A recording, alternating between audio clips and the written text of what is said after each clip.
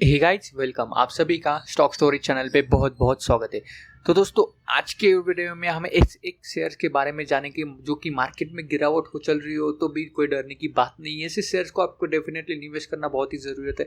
Fundamental strong companies है, क्योंकि देखेंगे तो मार्केट पिछले कुछ दिनों से हमें अप एंड डाउन वॉलेटिलिटी देखने को मिल रही है। तो ऐसे मौके पे अगर देखेंगे मार्केट में गिरावट बहुत ही बड़े पैमाने पे हो रही है, फिर रिकवरी भी होते हुए देखने को मिल रहे हैं। तो वैसे तरह आप इंट्राडे हो या स्विंग ट्रेडिंग करके आप प्रॉफिट बिल्कुल भी नहीं कमा सकते।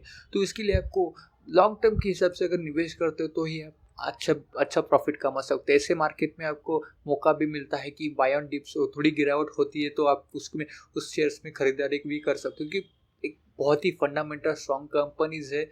और जिसमें देखेंगे चार्ट पैटर्न भी उनका बहुत ही बढ़िया चल रहा है अभी फिलहाल। तो हमें इस पे डिस्काउंटेड प्राइस में अभी देखने को मिल रहा है और ऐसे शेयर्स में आपको डेफिनेटली निवेश करना बहुत ही ज़रूरी रहता है। तो इस वीडियो को शुरू करने से पहले दोस्तों, अगर आप शेयर मार्केट में इंटरेस्टेड हो तो आपके पास डीमैट अकाउंट होना बहुत ही ज़रूरी रहता है। तो मैंने नीचे आप स्टॉक की लिंक दे दी है, वो लिंक यूज़ करके आप 15 मिनट में ही शेयर मार्केट से जुड़ जाते हैं। सिर्फ आपको आपका Aadhaar card, PAN card, cancel cheque और सिग्नेचर अपलोड करनी होती है। तो दोस्तों, आज भी चलो शुरू करते हैं इस वीडियो को। तो अभी फर्स्ट ऑफ ऑल तो मैं आपको चार्ट पैटर्न दिखा देना चाहूँगा। हम कौन से शेयर्स के बारे में बात कर रहे हैं, तो हम बात कर रहे हैं दोस्तों बाटा इंडिया लिमिटेड।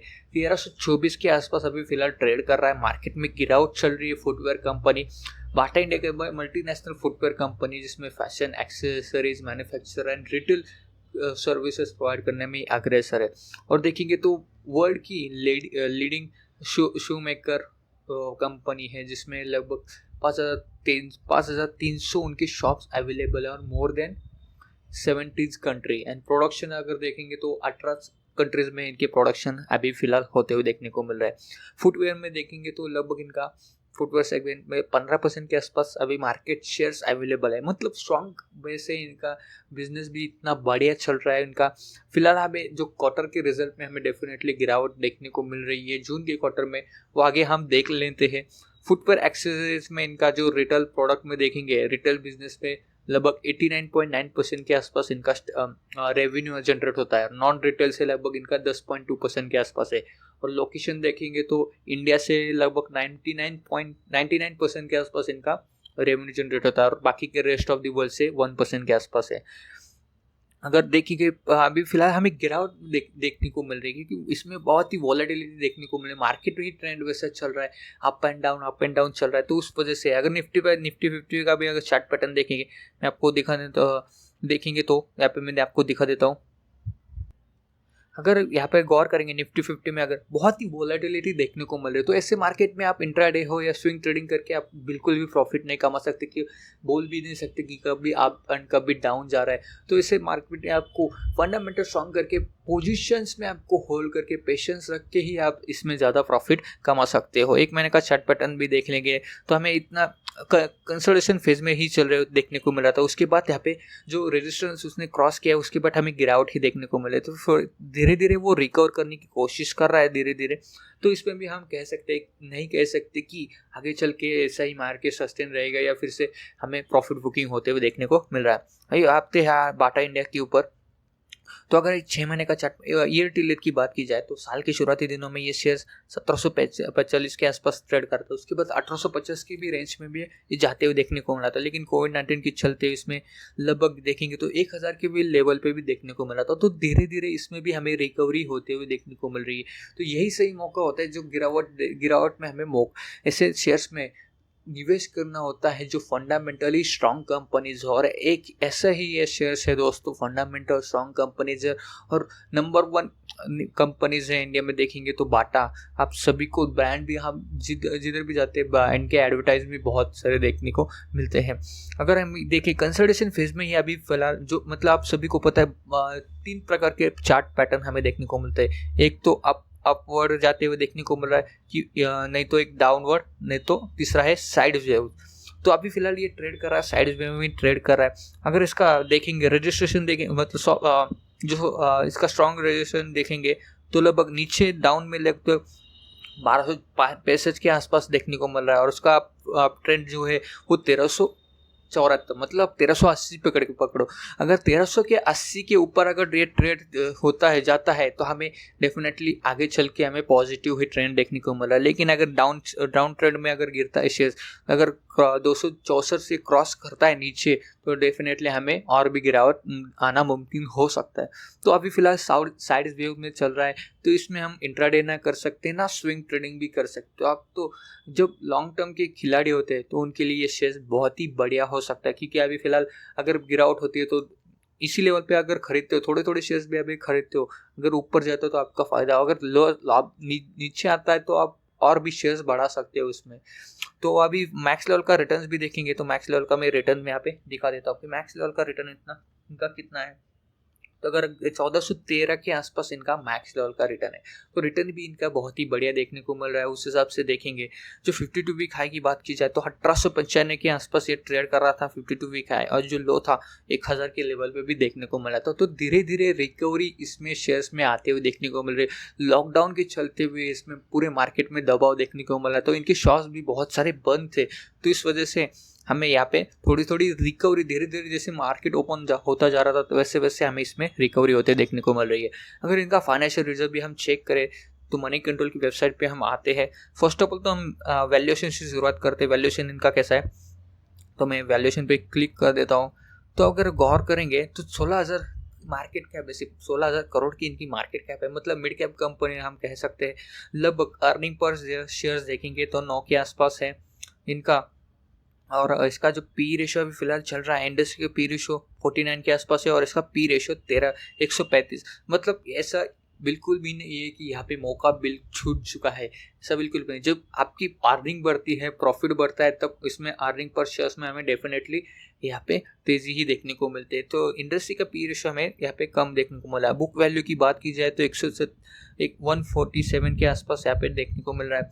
डिविडेंड इनका बहुत ही कम यहाँ पे देखने को मिला है, क्योंकि साल में सिर्फ एक ही बार यहाँ पे डिविडेंड देते हैं, लेकिन उस डिविडेंड से भी आप मालामाल हो सकते हैं।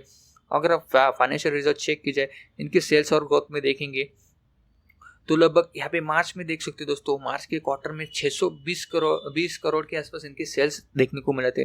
तो यहाँ पे क्वार्टर में हमें वो गिरावट देखने को मिला है। तो डेफिनेटली जो मार्केट का इशू था, एक्सटर्नल इशू की वजह से हमें सेल्स में गिरावट देखने को मिले। तो आने वाले कुछ जो क्वार्टर्स है वो हमें पॉजिटिव अगर रहते हैं तो ही हमें यहाँ पे जो ग्रोथ देखने को मिल सकती है। तो यहाँ पे हम आशा कर सकते हैं कि आने वाले कुछ इनके जो क्वार्टर्स है वो हमें अच्छे ग्रोथ होते हुए देखने को मिल जाए। अगर नीचे देखेंगे नेट प्रॉफिट की बात की जाए तो नेट प्रॉफिट अभी यहाँ पे भी गौर कर सकते हो, माइनस में 100 में ही देखने को मिल रहा है, क्योंकि देखेंगे तो इनके खर्चे भी बढ़ चुके थे।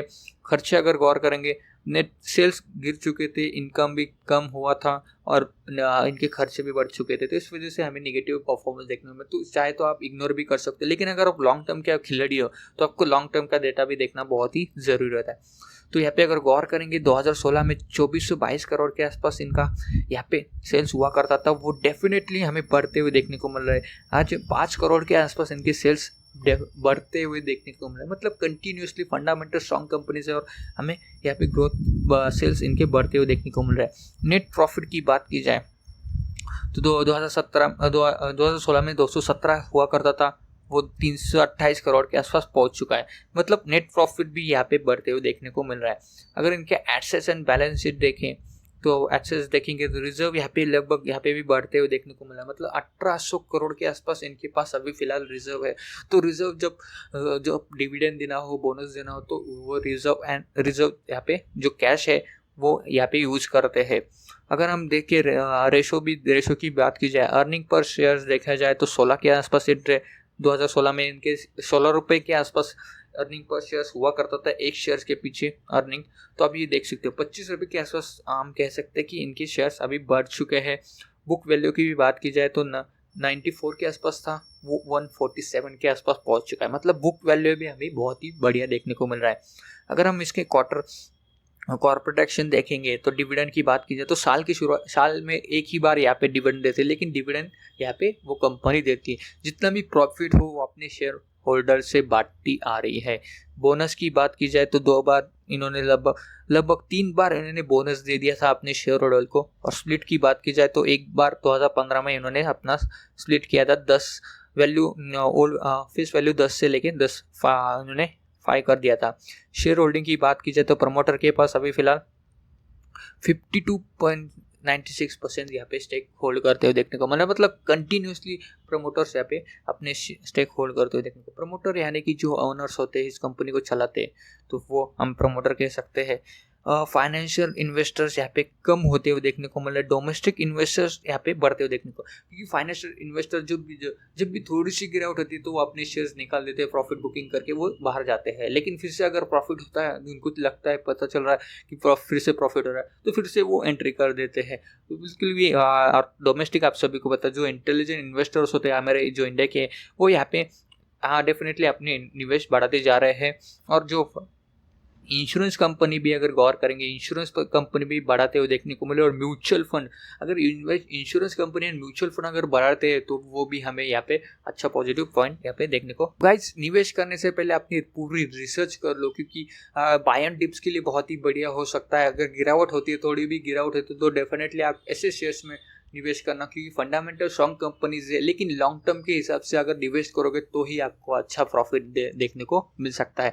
इंट्राडे हो या स्विंग ट्रेडिंग हो, उसमें आपको ज़्यादा बिल्कुल भी प्रॉफिट हो सकता है, लेकिन कह भी नहीं सकते, क्योंकि वॉलेटिलिटी मार्केट में अभी फिलहाल देखने को मिले। जैसे मार्केट ट्रेंड कर रहा है वैसे इसमें शेयर्स में हमें गिरावट या प्रॉफिट होते हुए देखने को मिल सकता है, क्योंकि ज़्यादातर हमें प्रॉफिट बुकिंग होते ही देखने को मिल रहा है। जितनी लोगों ने 1000 के लेवल पे भी निवेश किया था, तो वो धीरे धीरे करके थोड़ा प्रॉफिट बुकिंग करते हुए देखने को मिल रहा है। लेकिन जो इंटेलिजेंट इन्वेस्टर्स है, तो यहाँ पे होल्ड करते हुए देखने को मिलते, क्योंकि उनको भी पता है कि फंडामेंटल स्ट्रॉन्ग कंपनीज है, और फिर से कभी ना कभी भी अपने शेयर 2000 के लेवल पे भी क्रॉस करते हुए देखने को मिल सकता है। तो आई होप, आशा करता हूँ ये वीडियो आपको पसंद आ गया होगा। तो इस वीडियो को लाइक कीजिए, अपने दोस्तों के साथ शेयर कीजिए। आपके मन में कोई डाउट्स कह रहे हो तो हमें कमेंट बॉक्स में कमेंट जरूर कर देना। अगर आपने अभी तक हमारे चैनल को सब्सक्राइब नहीं किया तो प्लीज़ जल्दी से सब्सक्राइब कर देना और बेल आइकन को जरूर प्रेस करना, क्योंकि अगले वीडियो की नोटिफिकेशन आपको मिलते रहे। तो अब तक के लिए धन्यवाद दोस्तों।